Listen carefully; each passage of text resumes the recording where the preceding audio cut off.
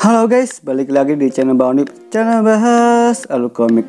Di kesempatan kali ini saya akan membawakan cerita manhwa Catatan Kembali Jalur Iblis Part 2. Cerita berlanjut, yang mana Miwon telah menyadari ia dibawa kembali ke masa lalu. Miwon bertekad menjadi kuat demi melakukan hal itu, tidak peduli apapun yang terjadi. Dengan segenap hati Miwon akan melakukannya. Setelah kejadian tadi, Jumun pergi. Nampaknya Miwon berniat menghampirinya. Terlihat ada niat tertentu di balik tindakannya. Miwon berlari untuk menghentikan langkah Jumun, hingga Miwon menarik bajunya. "Iya, Tuan Muda, ada yang perlu saya bantu?" ujar Jumun. "Aku diajari untuk balas budi. Aku akan memberikan imbalan kepada orang yang membantuku." Namun, respon Jumun kaget. Tanpa pikir panjang, dia langsung menolak secara halus. Di dalam hati Jumun berucap, jika mendapatkan imbalan karena membantu persoalan yang sepele, terlebih lagi jika diberi imbalan sebuah pedang di depan semua orang, maka aku akan dianggap sebagai salah satu pendukung Tuan Muda ketujuh. Ini bukan hal yang baik di Damyong Palace. Miwon tersenyum.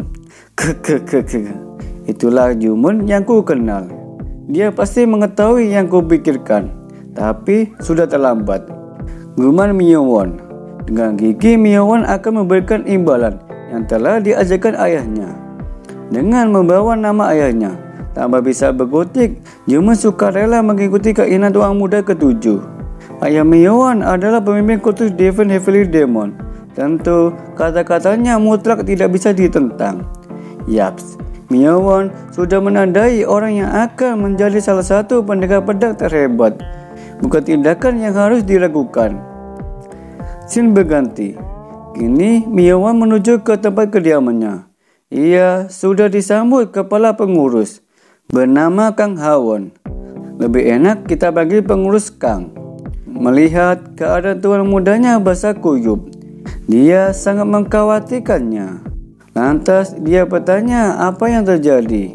Namun Miwon hanya mengatakan cuma terkena sedikit air. Dalam ingatan Miwon, Kang Hawon ini ingin ditempatkan di kediaman utara, tempat tinggal saudara kelimanya. Entah apa alasannya, tapi dia ditunjuk untuk bertanggung jawab di kediaman barat. Di sini pengurus Kang memarahi sang pelayan. Akan tetapi Miwon menegur pengurus Kang. Tidak ada waktu untuk menceramahi pelayan. Siapkan saja air mandi untuknya. Kalau dibiarkan seperti ini, Miwon bisa masuk angin. Di masa lalu, Miwon demam parah gara-gara jatuh ke dalam kolam. Karena mendapatkan pengalaman di masa lalu, ia telah melindungi tubuhnya dengan teknik pernafasan. Lalu, Miwon berjalan pergi melewati bawahannya dan juga melantangkan suaranya. "Pastikan jangan biarkan siapapun masuk ketika aku mandi." Para bawahan membukukan badannya. Mereka akan mengikuti perintahnya. Kecuali pengurus Kang tidak mengatakan sepatah kata pun.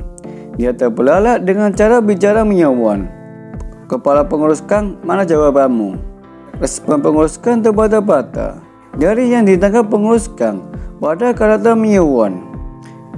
Dia merasa tuan mudanya berbeda dari sebelumnya. Nadanya penuh ketegasan. "Aku akan mengulangi lagi.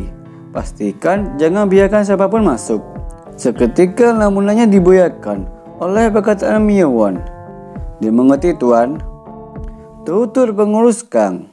Yaps, semua itu karena dulu pengurus Kang mengabaikannya.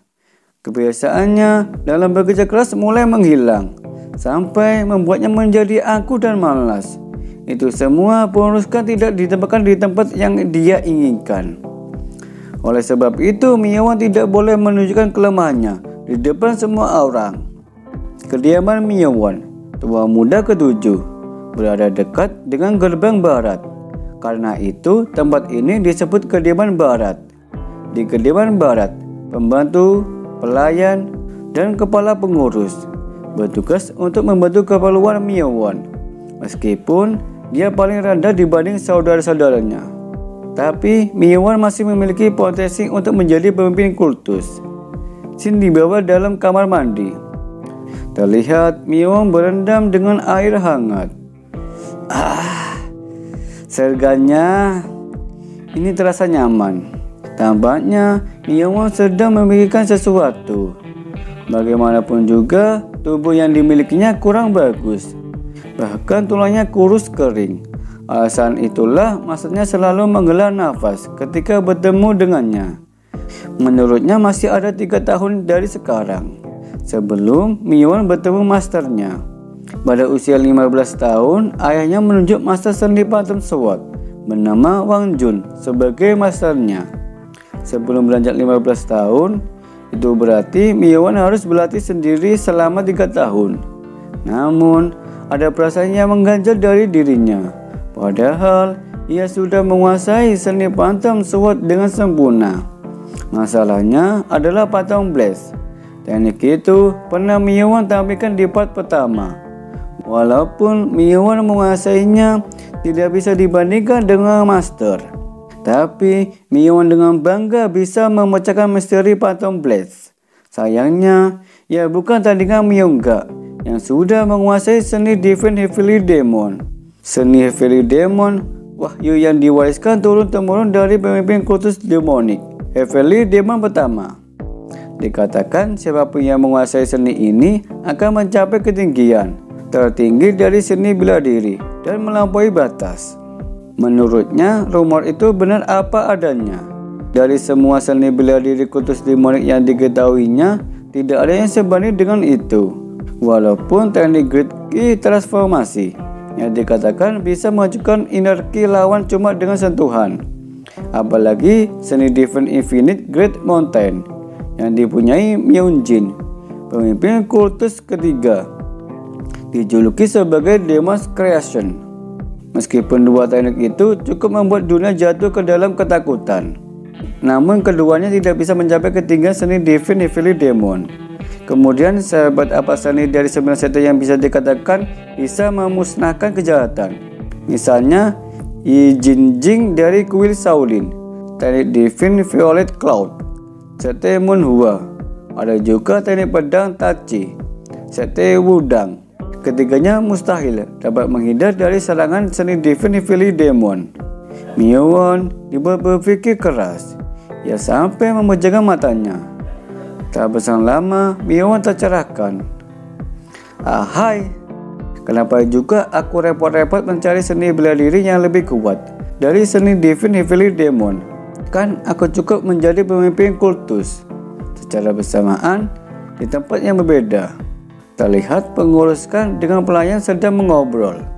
Dari perbincangan mereka, sang pelayan membeberkan kejadian sebelumnya yang dialami Tuan Muda ke-7. Dimulai dari pertengkaran Tuan Muda ke-7 dengan Tuan Muda ke-6 hingga terjatuh ke kolam, dan juga kedatangan Jumun dari pasukan Black Tortoise yang menghentikan pertengkaran mereka. Mendengar penjelasan, pengurus Kang merinding sejadinya. Bulu kuduknya berdiri hingga memalingkan badannya. Ia dibuat bertanya-tanya. Tak disangka kenapa juga pasukan Black Tortoise datang. Di tengah-tengah obrolan mereka dihampiri pembantu yang sudah menghadap. Dia mengabarkan bahwa Tuan Muda ke-7 ingin bertemu pengurus Kang sekarang juga. Dua pening kepala pengurus Kang. Tak kala dia tidak bisa mengabaikan perintah. Bahwasanya dia masih kepikiran dengan pasukan Black Tortoise. Apakah di pihak Tuan Muda ke-7? Tak butuh waktu lama, pengurus Kang sudah berada di kediaman Myeowon dengan memberi hormat sapaannya. Tak ingin basa-basi, langsung saja Myeowon ke intinya. Dia ingin menjual buku-bukunya. Ia sedang membutuhkan uang. Kalau kau membutuhkan uang jajan, aku bisa memberikannya kepadamu, tanya pengurus Kang. Tapi aku membutuhkan ribuan liang. Aku ingin menjalankan bisnis, balas Myeowon. Pengurus Kang tersentak kaget mendengar hal itu. Tuan Muda, candaanmu sedikit berlebihan. Pengurus Kang, apa aku tidak sedang bercanda? Hal itu memantik kemarahan pengurus Kang. Dia melampiaskan unek-uneknya dari segi kelemahan Myeowon, yaitu tak memiliki dukungan keluarga atau master yang mengajari seni bela diri dan juga posisinya rendah dari keluarga. Jika tidak memenuhi 3 kriteria, hal itu mustahil dilakukan untuk memulai bisnis. Namun, Miyuan menanggapi dengan santai. Penjelasan pengurusan tak salah. Dari segi aspek kediaman barat, tempat ini terlalu kecil untuk seseorang menggapai sayap ambisi mereka. Kalau pengurus Kang ditunjuk sebagai kepala pengurus, itu berarti dia mempunyai kemampuan. Karena itu, Miyuan harus membangkitkan bakatnya yang masih terpendam.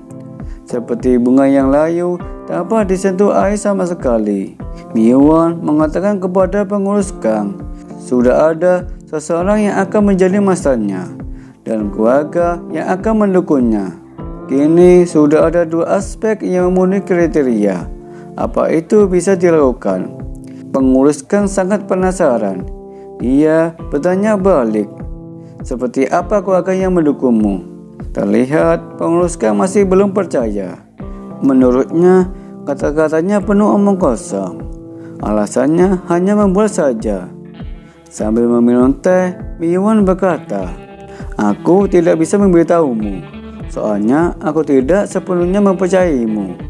Ucapan Miyuan membuat pengurus Kang merenung sejenak. Bila dicermati lagi, ekspresi tua muda tidak berubah sedari tadi. Dia sangat tenang. Kalau anak sepertinya mengatakan sesuatu seperti itu, dia pasti memiliki seseorang yang mendukungnya. Untuk saat ini, pengurus Kang setuju. Dia akan mengikuti keinginannya. Namun, pikirannya ada banyak pertanyaan yang ingin dia tanyakan. Tapi, seiring berjalan waktu, akan terjawab dengan sendirinya. Terlihat cuma karena mendapatkan dorongan dari seseorang, sikap pengurus Kang berubah menjadi semangat yang tak pernah dilihat oleh Miyuan sebelumnya. Satu lagi, Miyuan meminta dibuatkan pakaian militer. Bahannya dari sutra kelas tertinggi dan ukurannya sesuaikan dengan pasukan Black Tortoise. Pengurus Kang langsung mengerti. Pakaian militer yang dibicarakan tuan mudanya pasti ditujukan kepada Jumun. Pengurus Kang akan mempersiapkan pakaian sebagus mungkin yang cocok ukurannya. Jadi tuan muda harap tenang saja. Dikala Miyuan melangkahkan kakinya, dia sembari berbicara, persiapkan dalam 3 hari saja. Setelah berkata seperti itu, Miyuan meninggalkan tempat tersebut. Pengurus Kang hanya melihat dan mengamati punggungnya. Ada banyak penilaian dari sikap dan perubahan dari tuan mudanya. Singkat cerita, kini pengurus Kang sudah menyelesaikan pakaian militer yang dia minta. Sembari menyerahkannya, Miyuan mengecek pakaian. Ukurannya sesuai, bahan dibuat sutra kelas tertinggi, dipadukan jahitan yang rapi. Ini sempurna, guman Miyuan yang puas dengan kinerja pengurus Kang. Dengan begitu, secara langsung Miyuan akan mendatangi pasukan Black Tortoise. Namun, pengurus Kang keberatan. Tentu tindakannya berlebihan. Kurasa tidak perlu sampai tuan muda sendiri yang menghadiahi. Jumun memang kapten 17 pasukan Black Tortoise, tapi peringkatnya rendah. Berbeda jauh dibanding ketua kelompok 1 dikit yang disebut 10 sayap. Pengurus Kang, itulah alasanku ke sana, ujar Miyuan. Pengurus Kang terbelalak mendengarnya. Ini strategi yang dipikirkan anak berusia 12 tahun.